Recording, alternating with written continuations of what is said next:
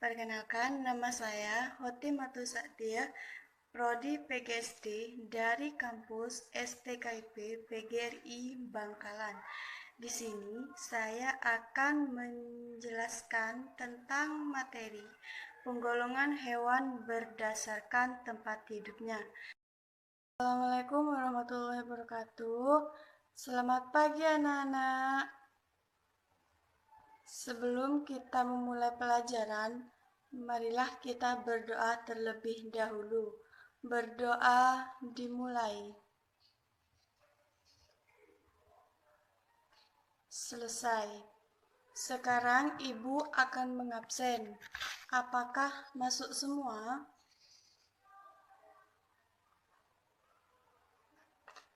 Baik, kalau masuk semua, sekarang ibu akan menjelaskan materi tentang penggolongan hewan berdasarkan tempat hidupnya. Apakah kalian sudah tahu penggolongan hewan berdasarkan tempat hidupnya itu dibagi menjadi berapa? Kalau tidak ada yang tahu, sekarang ibu akan menjelaskan materi tersebut. Penggolongan hewan berdasarkan tempat hidupnya yaitu ada 3. Yang pertama yaitu hewan yang hidup di darat. Nah, hewan yang hidup di darat ini bisa disebut dengan hewan darat. Hewan darat ada berbagai macam, yaitu ada yang hidup secara sendiri dan ada yang hidup secara berkelompok. Ciri-ciri hewan yang hidup di darat ini biasanya yaitu bernafas dengan paru-paru, menghabiskan seluruh hidupnya hampir semuanya di darat. Dan yang ketiga yaitu menggunakan hidung sebagai alat pernafasan. Di sini ibu ada beberapa contoh hewan yang hidup di darat. Yang pertama, ini ada sapi. Dan yang kedua, ada kambing.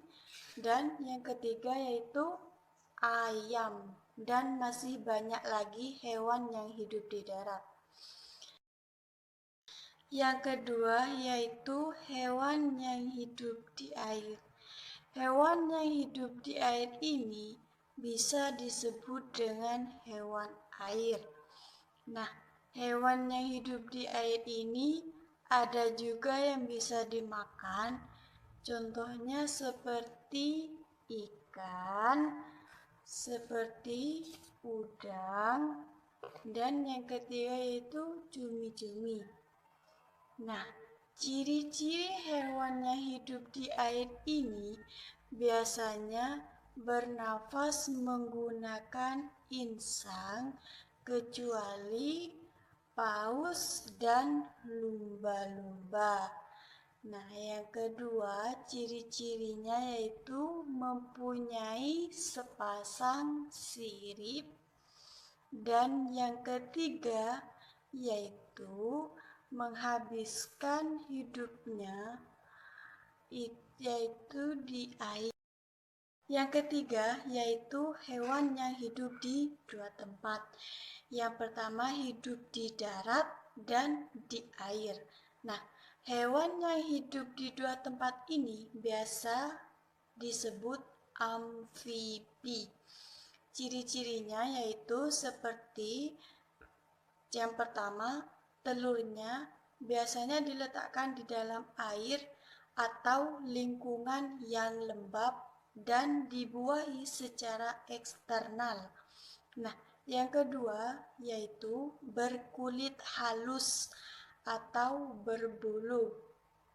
Yang ketiga, memiliki peredaran darah tertutup.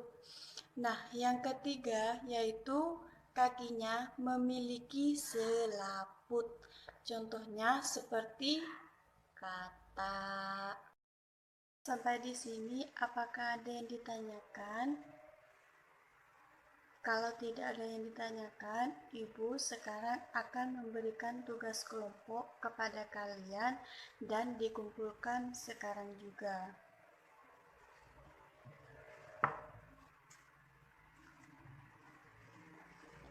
Kalau sudah selesai, tugasnya bisa dikumpulkan. Sekarang, Ibu akan bertanya kepada kalian. Di sini, siapa yang kurang paham tentang materi hari ini? Baik, kalau sudah paham semua, Ibu sekarang akan menjelaskan kembali tentang materi hari ini yang Ibu sampaikan. Penggolongan hewan berdasarkan tempat hidupnya yaitu ada 3. Yang pertama yaitu hidup di darat. Nah, hewan yang hidup di darat ini bisa disebut hewan darat. Hewan darat yaitu ada berbagai macam. Ada yang hidup sendiri dan ada yang hidup berkelompok.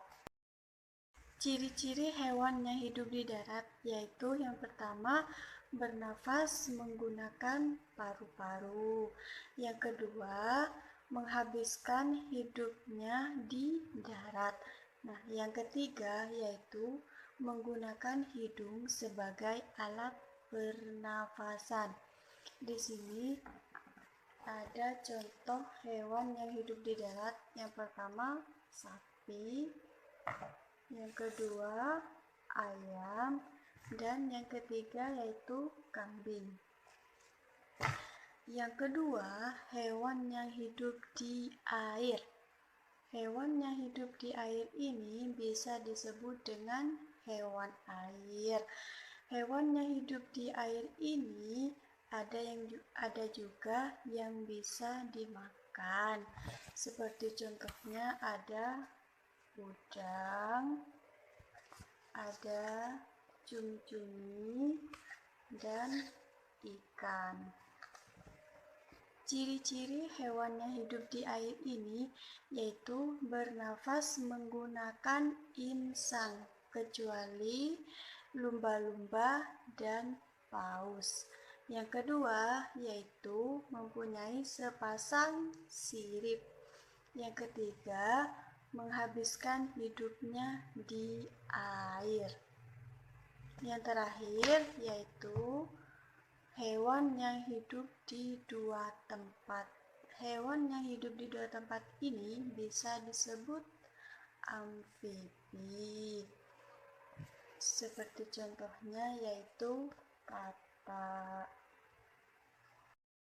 Ciri-ciri hewan yang hidup di dua tempat atau amfibi. Yang pertama, telurnya biasanya itu diletakkan di dalam air atau di lingkungan yang lembab dan dibuahkan secara eksternal. Yang kedua yaitu berkulit halus dan berbulu. Yang ketiga, memiliki peredaran darah tertutup. Yang ketiga yaitu memiliki selaput.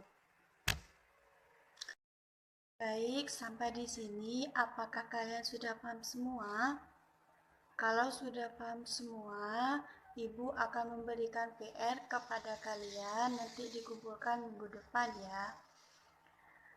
Minggu depan kita akan belajar tentang tata surya atau planet-planet yang ada di muka bumi ini. Nah, sebelum Ibu mengakhiri pelajaran, Ibu minta maaf kalau ada salah-salah kata. Kurang lebihnya mohon maaf. Assalamualaikum warahmatullahi wabarakatuh.